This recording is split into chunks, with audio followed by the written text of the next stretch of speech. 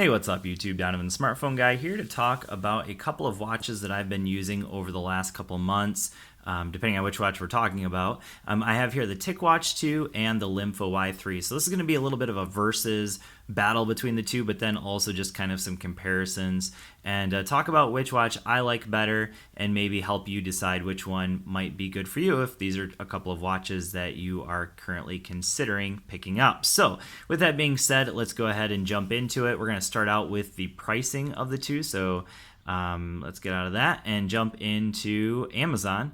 So that's where I picked up the TicWatch 2. You can also pick it up directly from Mobvoi. That's the company that makes the TicWatch 2. And you can see here the pricing.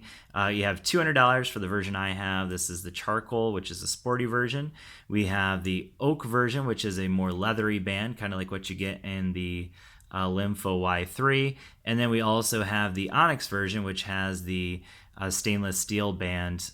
So that one's going to be $300. So you're looking at roughly $200 to $300 for the TicWatch 2. And then jump into gearbest.com, which is the lowest price I've found for the Y3, and happens to be where I got it from. And so it's $90 right now. I believe the regular price is actually going to be about $110, but until it looks like February 26th, it will be $90, and that's for all three versions, all three colors. So I'm going to jump back, and you can see there's three different versions. We have one with a black band, one with the brown band, like what I have here, and then also one that has kind of a rose gold look to it instead of the black that I have here. So with that being said, you're looking at $90 for the Lemfo Y3. So pretty fantastic deal in my opinion. So with that, let's go ahead and jump into build quality. So in terms of just sheer looks, this is a bit of an unfair comparison because obviously with the TicWatch 2, you can get the more expensive version. I just happen to have the one that looks more sporty. But clearly to me, the Lemfo Y3 is the one that looks more fashionable for sure. And with that being said, I will mention also that I think that this watch personally, for me, I think it's more of a manly watch. And the reason I say that is because it's a very large watch. Not really designed for dainty wrists because I have a relatively small wrist. I have my Gear Fit 2 there. And I'm at the very last hole in order to get it to fit on my wrist properly.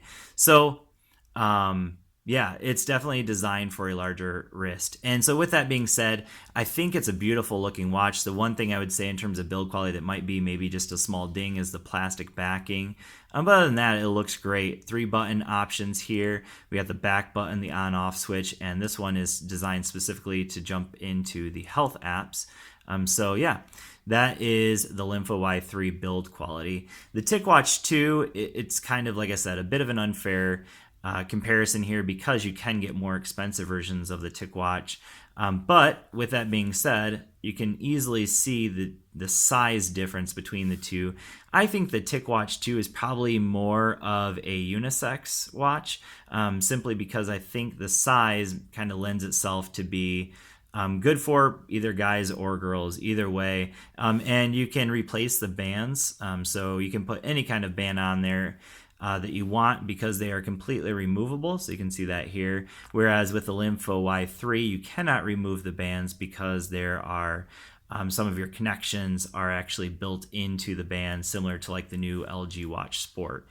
So in terms of build quality, it's kind of a toss-up. I think this looks better, but I think that this one's more flexible and probably also, in terms of more flexible, what I'm saying is that you can, replace the band no problem. And then it's also, I think, fitting for both a male or female wrist. So that's why I say that's a little more flexible. But they're both great in terms of build quality. So now let's jump into the capabilities. Actually, yeah, let's jump into the capabilities of the two watches. So first of all, the TicWatch 2 is strictly a tethering device. It is a device that you're going to have tethered to your phone. But once you have it tethered to your phone, it can do just about anything you'd want a smartwatch to do. So you can see here, I can look at my notifications here. So then we have plenty of apps available, and the number of apps that you can get for the TicWatch 2 just continues to grow, and the support that they have going on is just absolutely fantastic. So I jumped into the TicWatch 2 global launch group, and the reason I did that is because this is a community of people that are just finding more and more things available for this watch. And you can see here that they're going through and just talking to each other. And so there's a great community, and also the software is just constantly being adjusted by Mobvoi for this watch. And so that's, I would say, definitely a huge plus there. And now I'm going to jump into some of the other capabilities up here. So we have Bluetooth, of course. We have Wi-Fi, and that's what it's connected on right now. We have GPS, which is apparently activated, and then we can connect it to headphones if we want to. So just some awesome options there, but this is strictly a tethering device. You're not going to be able to use it as a standalone, whereas the Y3 has a SIM card slot, which is right there. It's a nano SIM card slot, and so you can use this as basically a phone. So everything that your phone can do, the Lemfo Y3 also basically can do. So it can send calls, you can make calls out of it. Let's get out of that. Apparently the TicWatch heard me. But yeah, so this is a very capable watch in terms of what it can do. So let's jump into, so we have our contacts, we have phones. You can actually make phone calls from the watch. Same thing with messaging, but all kinds of things. Basically anything you can do on a phone. This has the Playstore built into it. But yeah, so this is a full-blown phone. So you have GPS, you have Bluetooth. Basically, the only thing you don't have is NFC, which I wouldn't expect for a watch that costs $90 basically. But yeah, so tons of options here available on the Lemfo Y3. So next, I want to jump into the software experience. So let's go ahead and start with the Lemfo Y3. So you can see here on my main screen, I have the clock, of course, and then I can hold it down and I can adjust whatever clock I want. So I just happen to pick this one for now. If I swipe to the left, I have my notifications, which at the moment it's not turned on for that. Actually, it is because I have Wi-Fi here. But you can see all the options here. So I have my Wi-Fi, I have my 3G signal there, GPS, I can turn on airplane mode, Bluetooth, and over here we got our step counter, which, it's pretty late, so there's nothing there right now. And then I have my weather there. If I swipe down, so that goes to the weather. And if I swipe to the right, I have all of my apps. So I think that, in terms of the software, the one thing that I will mention is that there are just a few things that for me would make more sense. Like one thing I like about the TicWatch that's not available on this does have Google built into it, the ability to do that. So voice control. And this one does as well. This one actually uses its own. You can see that it's actually listening to me right now. And the TicWatch 2, that works very well. So I like that I can just swipe to the left and get that option. And it can hear me very well, by the way. All right, so with that being said, let's get out of that. It doesn't like that. All right, so in terms of software, by the way, I should also mention this does have the Google Play Store. So, of course, you can download just about any app that you can get on the Google Play Store onto this watch. So something worth mentioning. Whereas with the TicWatch 2, you're a little bit more limited. Like I said, the number of apps you can get on here continues to grow.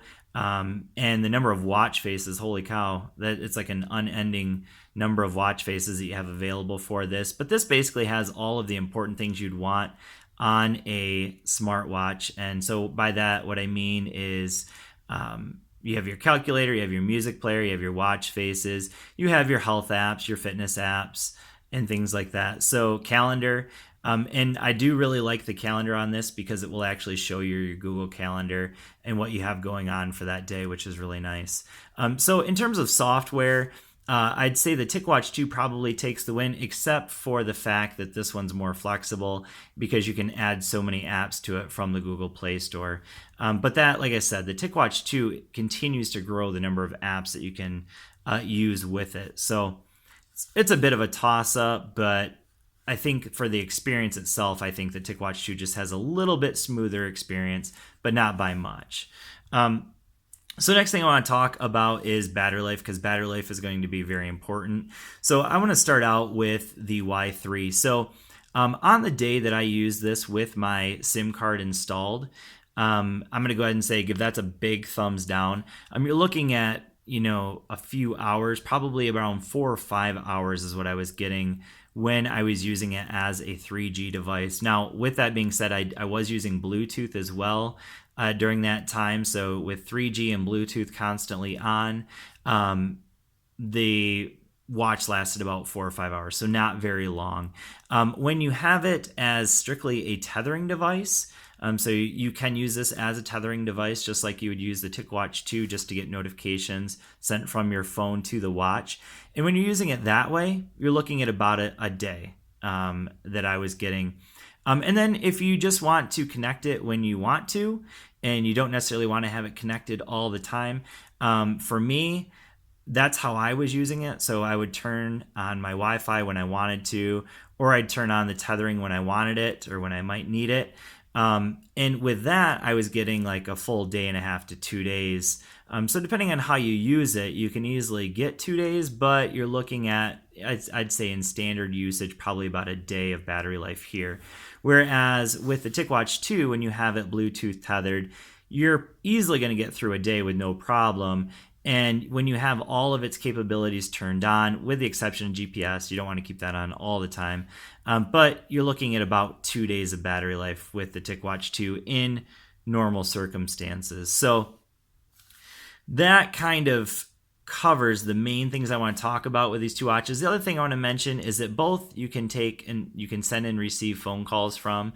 And the TicWatch 2 does an awesome job of allowing you to respond to notifications. So for instance, I can go in here to Jay Will's tweet here, and I'm not exactly sure what he's found something about the S7 Edge, and I can go in here and I can reply, retweet, I can like it, I can open it up on my phone, or I can clear it. So just a ton of options.